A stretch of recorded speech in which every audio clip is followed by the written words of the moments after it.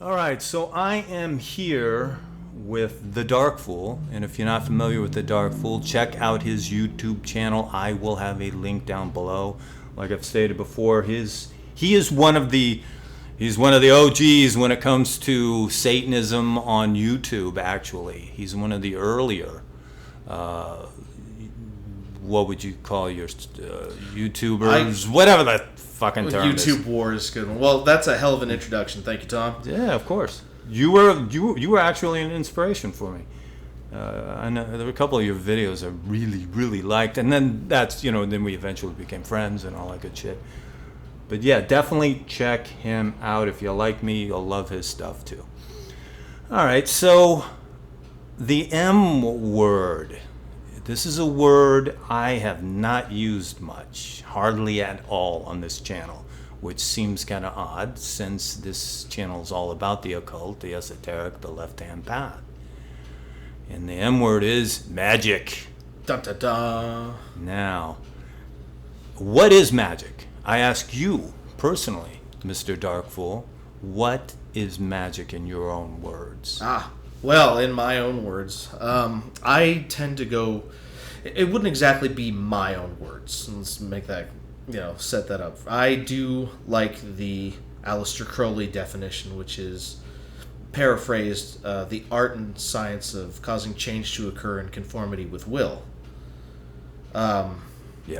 Basically, I mean, it's pretty much there all in. It's pretty blunt, pretty straightforward. With an alignment of your will, you make change happen out in the world. Make that change happen in accordance with not necessarily what you desire, because what Crowley meant by will was much different than just, I want this. Right, of course. Right. He was talking about a much deeper will, like your true will, your true purpose in life, to have things line up with that. Now, some people see magic as human beings, for instance, would be a conduit for the energy of the universe that comes through them and then goes out as magic, if you know what I mean. Human beings being used as conduits. Right. Well, they're able to draw in, let's say, the energy of the universe, of the cosmos, because the cosmos is energy, and then they're able to manipulate that energy to their will. I don't know. Maybe. in that respect, in that literal respect of you. Dark Fool, I'm going to put a spell on you, and I'm going to turn you into a fucking monkey. I don't see that working. And it doesn't matter how much I concentrate. No, you're not too far off, though. You are pretty hairy. But yeah, do you get what I'm saying? I mean, there are limits. Yeah. See, that's within what this I like. Physical realm. I'm glad you brought that up, because within the context of Aleister Crowley's definition of magic, there are other things at work, to change to occur in conformity with your will. When you try to set out for something, there are so many things. Once you try to apply that premise, you will find real quickly in the world that there are things that go against you, forces that you have to work through. So it's not a simple I'm gonna hocus pocus alamagocus and it works. Right. It's no, there's a lot of things. I've hit this in my own magical journey, which basically is life. Sure. When I tried to accomplish certain things, there were unforeseen results and things I did not expect that really knocked me on my ass, and I had to pick myself up and start again. Sure. So now my favorite quote comes from Alan Moore. All right, and just paraphrasing and putting it simply, is magic is art and art is magic. Now, when I say art, I'm talking all forms of art: music, sculpting, painting, the written word. It's all magic. Because you came up with a good point when we've discussed this previously, is What do you do? You cast a Right. spell. And when you're writing, what are you doing? You're spelling. You're spelling. actually putting words together to make a sentence, And- to form a thought, to form a picture. And alter the consciousness of the individual who's perceiving these symbols, because words are nothing more than symbols. That's right. So the written word, when done correctly, is very much magical. And then when it comes to music, you affect somebody's moods with major, minor chords, augmentations, etc. Oh, when without it a comes to doubt. painting, Without a doubt. visualization, depth, perception. I mean, so many things. Painting, for instance, my own experience. Now, I am a little older than many. Going back to the 70s, when I was a teenager, when I first discovered H.R. Giger, first time I saw his artwork, it seemed very familiar to me. Very familiar. It reminded me of horrific nightmares I had. And so I fell in love with it. Right. Just my own twisted nature.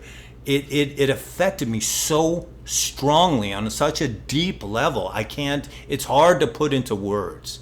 And ever since then, I absolutely fell in love with his work. Yeah, and there to are me, people- that is true. Right. That is art. Well, there are some people who would look at Giger and just not get it whatsoever. And, right, you and know, then some people that just look at it and say, that's just cool, like aliens are cool, you know what I mean? Just the surface value. Exactly. But if you really look at it and see, there's so many intricate things going on. it struck Yeah. something deep inside of me. And he, in a sense, he cast a spell with See? that artwork, Yeah. which I still absolutely love to this day. I mean, hell, my whole shtick of the Dark Fool, I'm going to actually give a little bit of a history here. The Dark Fool was inspired by an Alchemy Gothic photo.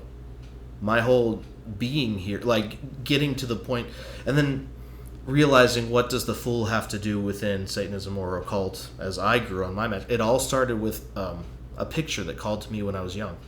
Do you have that picture? I still do. It made it. I'll- There were a number of things that made it out of the fire. 2016. Remember, you and I went through. I that. mean, do you have it online? Oh yes, I can. I Okay. can. I'll pull put up it in for the you. video. All right. You know what? It's probably right. Oh, there it is. Oh, that's Look at it. it. There Look. it is. Wow.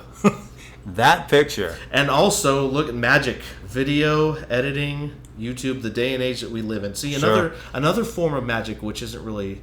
I just want to go off on a side topic right now. Computers, technology, coding. Coding is language, and how to putting up videos. This is all. Even this technological age that we're living in. This is a form of magic, right here. Yeah, fascinating. Absolutely fascinating. So, yeah, finally the M word. You've been holding out on this one for a while because and if I may share my observation, I think it's more of something that needs to be led up to without before throwing it around like water. I did that on purpose. I've done that on purpose on this channel because it can be taken wrong. It can be considered. I mean, you have the two extremes. You have the very analytical, rational side, and then you have the believer side. And the believer, once they hear it, they're like, oh, they're all in, and doesn't matter, all magic works, and I can cast spells and curses and charms, and everything's groovy and they work and blah blah blah. Where you have the rationalist who goes, here's that word, and just kind of sure, yeah, whatever. I think the point to really hit right now, just I'm feeling the timing is right. It's all in the mind. Magic is all in the mind. I can give you an example of when I was younger, when I prayed and prayers come true. My perception was obviously much different being a Christian then to where I am now. And I've in the past I've compared prayer to spellcasting. Same. Where you with look, major differences, I could. But see, the thing is, you notice the hits and forget the misses. Yeah. You know what I mean? Yeah. It's like, how many times have you prayed and it didn't come true? How many times have you cast a spell or a curse or a charm or whatever and nothing happened?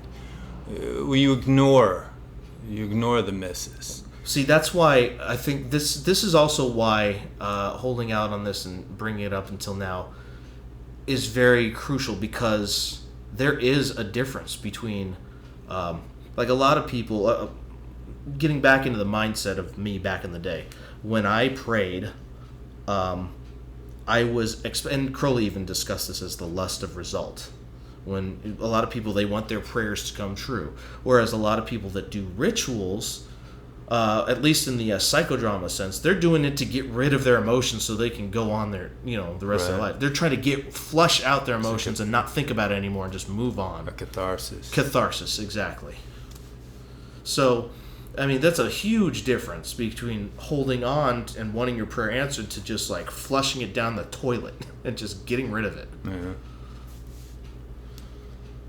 All right, so, okay, our friends watching this video, listening to it, what do you think magic is?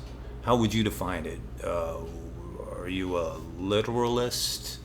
Do you believe it all works and just your will can alter reality? Or are you more of a rationalist? Or are you more like Alan Moore or Crowley for that matter? So let us know and leave your comments down below. And don't forget to like and subscribe and hit the bell and get notifications Oh, for this that's channel. right. And also check out the Dark Fools channel. Yeah.